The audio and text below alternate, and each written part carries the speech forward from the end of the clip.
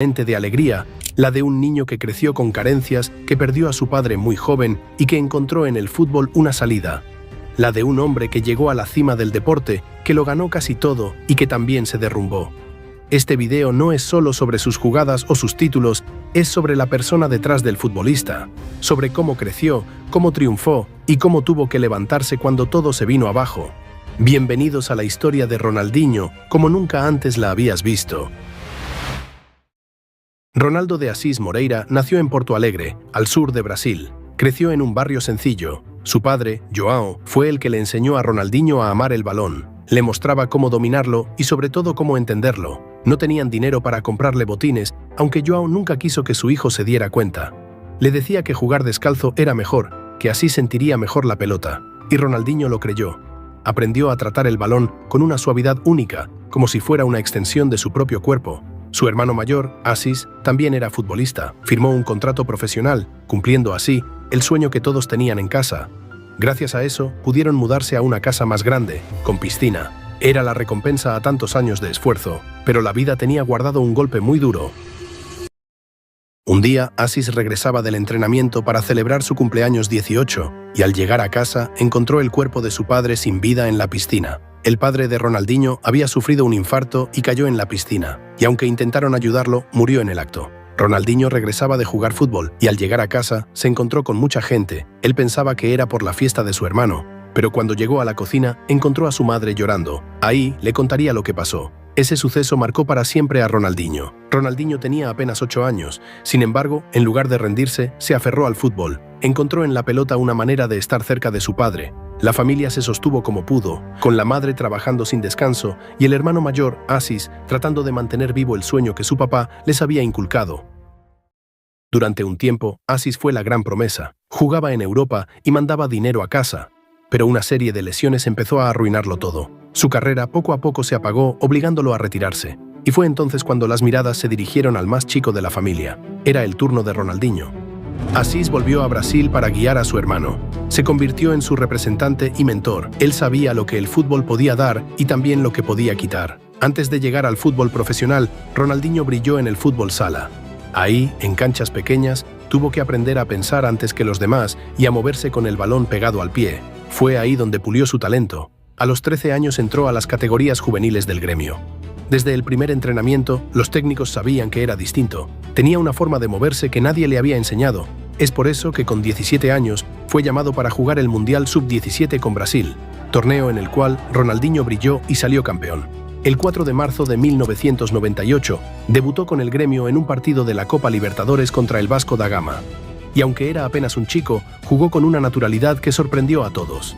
En 1999, Ronaldinho fue convocado por la selección brasileña para disputar la Copa América. Debutó en fase de grupos contra Venezuela y solo 3 minutos después de entrar, marcaría su primer gol con el primer equipo de Brasil.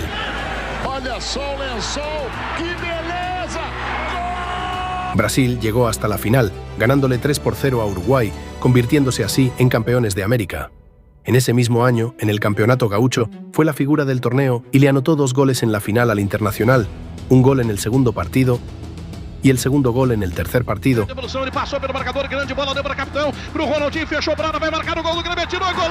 Ganando así el torneo. Ronaldinho fue el máximo goleador del campeonato con 15 goles. En gremio, Ronaldinho se convirtió en ídolo en apenas 2 años. Fue elegido mejor jugador joven del país y su nombre empezó a sonar en Europa. Los hinchas sabían que tarde o temprano se iría, porque su talento ya no cabía en Brasil. Lo que empezó como un juego en un potrero estaba a punto de convertirse en un fenómeno mundial. En 2001, Ronaldinho dejó el gremio para dar el salto a Europa. El Paris Saint-Germain lo fichó pagando alrededor de 5 millones de euros. Dentro de la cancha, Ronaldinho llamaba la atención desde el primer día, pero fuera de la cancha empezaron los primeros problemas serios. Su relación con el entrenador Luis Fernández fue complicada. Ronaldinho salía con mucha regularidad a fiestas, tenía poca disciplina y faltó a más de un entrenamiento. El club sentía que no estaba comprometido, aunque al público le daba igual, cada vez que jugaba era el mejor del equipo. A pesar de esas tensiones, su talento habló más fuerte.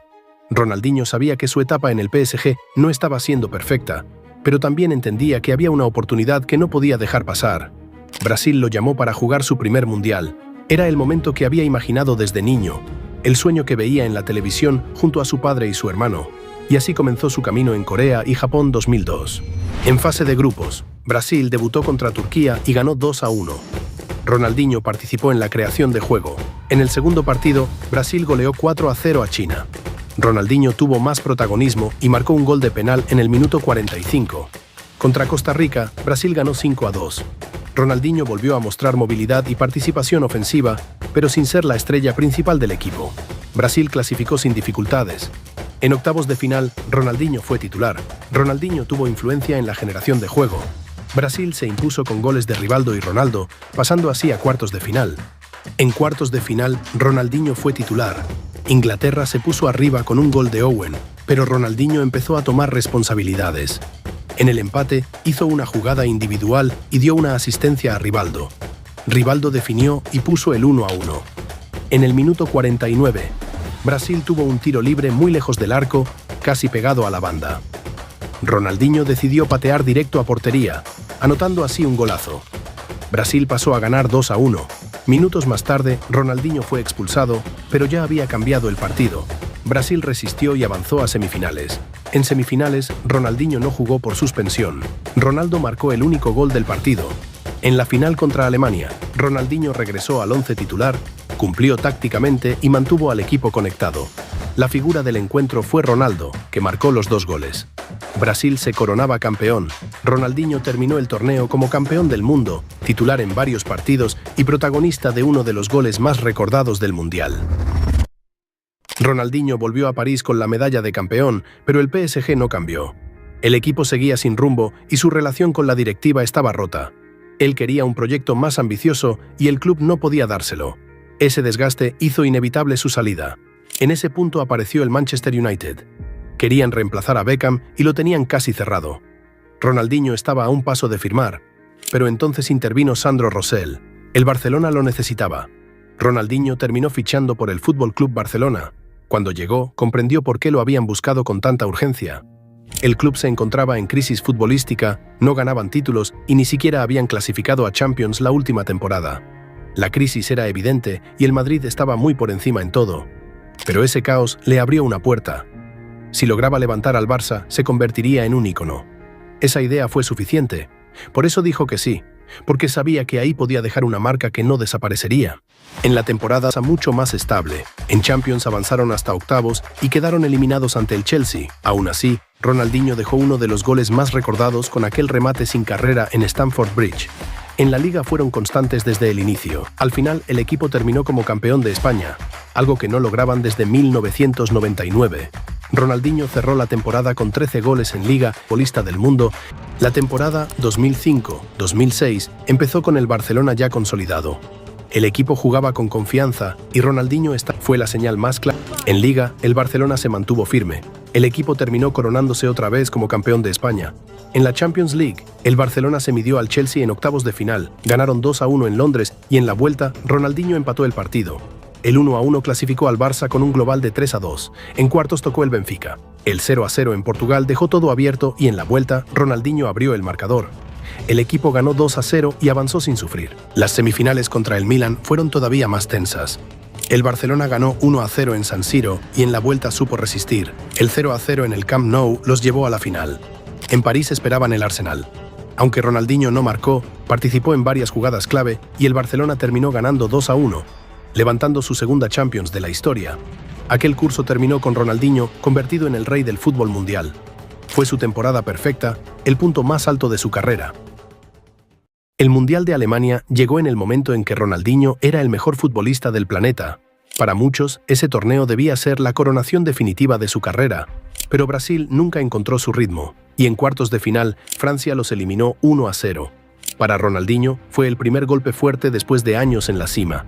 Después del Mundial, Ronaldinho regresó a un Barcelona que ya no transmitía la misma fuerza de la temporada anterior. Ronaldinho todavía repartía magia, pero su físico comenzó a pasar factura.